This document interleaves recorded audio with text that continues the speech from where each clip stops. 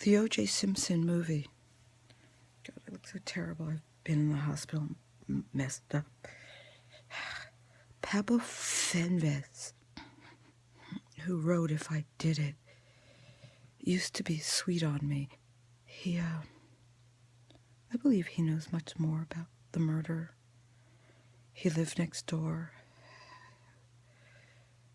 The dog that was barking, I believe, was Gina Belafonte's dog. She lived nearby. Pablo, he testified in the court. He created this fictitious character named Charlie. What's interesting is Pablo emailed me and called me and told me how dangerous he was. Pablo Fenvej, who wrote If I Did It, I met him at a funeral of somebody named Mersh Greenberg. And I said to him, shame, shame, shame, shame, shame, shame, shame on you, for writing that book. But he actually had something charming about him, and he asked me if I'd go to lunch with him, and I said, sure, because he was charming, but I was curious why anybody would write that book. And I said I'd talk to him as long as he wouldn't talk to me about the book.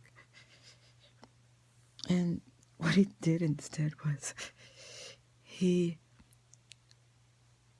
wrote me and he asked me if he saw me, he wanted to ejaculate on my face. Yeah, Pablo Fenvej wanted to ejaculate on my face. That was his idea of a nice evening meal or lunch, right? Really? He was going through a divorce and was having problems with his teenage kid, and he was in this basement apartment in Brentwood, right in that little area there, right across from the area right where Mezzaluna used to be. And oh my God, and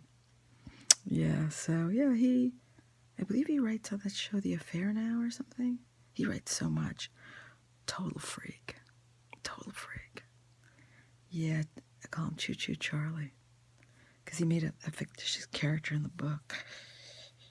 He knows more about the murder of O.J. In fact, why would somebody who's such a prolific writer who makes so much money and be so successful remain living in a little basement apartment in Brentwood? Why not buy a house? Why live so close to the crime scene?